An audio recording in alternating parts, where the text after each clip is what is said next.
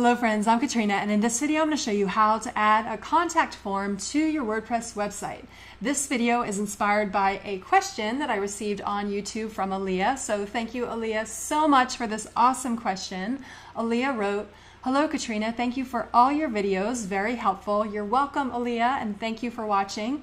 In this particular one, I'm setting up a website and having trouble with the contact form section. I can't receive my emails. Is there any way you can direct me to a section that I need to look at, or maybe you have a video tutorial for that? Thank you." Well, again, thank you so much for this fantastic question, Aaliyah, because this is a question that I've received so many times. It's high time that I finally create a video on this particular topic. In this video, I'm going to be walking you step by step, showing you how to set up your contact form and, most importantly, ensure that you are receiving your emails that are sent via the contact form. So we're going to be using a plugin called Contact Form 7. It's a really popular plugin within the plugin library at WordPress. So here we can see it has over 1 million active installs with close to a 5-star rating. So let's dive in and get started in adding this contact form to our WordPress website.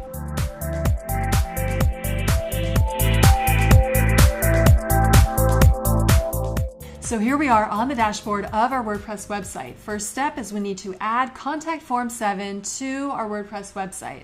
So to do that, I'm going to go down to Plugins, hover over Plugins, and click on Add New. Here on the Add Plugin screen, on the right-hand side, we see the search box. So I'm going to do a search for Contact Form 7.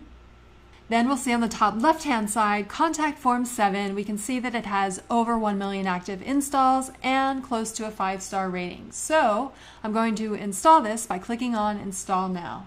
Okay, so once the plugin has been successfully installed, next step, we need to activate it by clicking on Activate Plugin.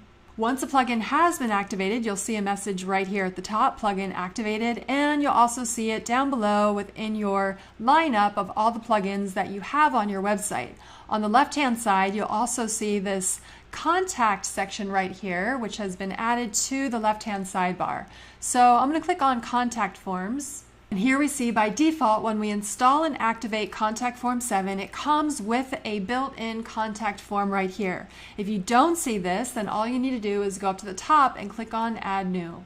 I already have a contact form here listed though, so I'm simply going to hover on top of this and click on the Edit link. Okay, so here we are, Contact Form 1. That's the title of our form. You can rename that if you like. I'm just going to leave it as it is. And then on the left-hand side, we see all the code that's going to be used to create the fields for our form. So when you first install Contact Form 7, it's going to come with the built-in fields that are pretty common for most contact forms. You'll have a name, email, subject form line, then a message box, and then a submit button. So generally, I never change any of this. You're welcome to do so if you'd like, but this works for me. These are all the fields that I need. The one thing that I do want to point out though is when you click on one of these tabs here, specifically Mail, one of the most important settings within your contact form is the email address here within the To field. So first up, we need to make sure that this email address is correct.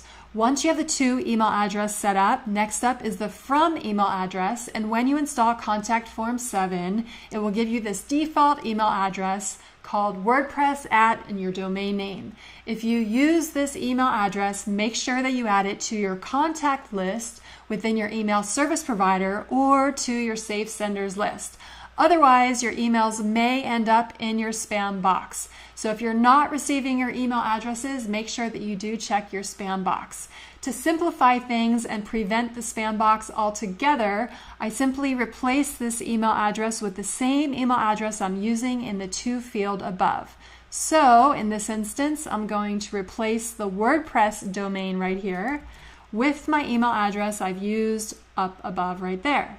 Okay, so once you have the email address settings set up in the To and From fields, next up we have subject, additional headers, and the message body.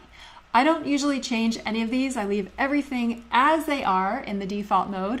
I do want to point out though, however, this sentence is important to double check because it lists your domain name as well as your website name. So you just want to give a quick look at this to make sure this information is correct also. Once you have your email settings set up, come up to the top and click on Save to save your contact form settings.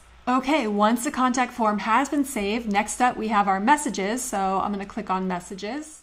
Here you can see the variety of different messages that will be sent when someone who's trying to fill out the form either sends a message correctly. You see this is the successful message when someone successfully sends a message, or if they have errors, you can see those messages here. So this all comes pre-populated. You don't have to change anything, but if you would like to customize these messages, this is the place to do so.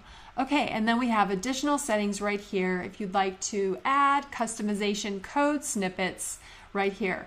Generally, I never touch this box, I just leave it as it is. The only thing that I really double check is this email form, this email setting right here. Okay, once you have all the settings as you'd like, go ahead and click on Save to save your settings.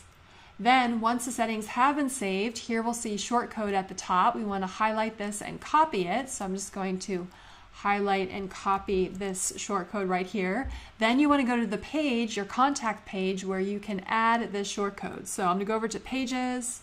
Then I'm going to find my contact page, which mine is called Say Hello. So I'm going to click on Edit to edit this page. And then underneath the intro welcome right here, I'm going to paste the code that I just copied in the previous step. So there's the shortcode. Then I'm going to update the page by clicking on Update.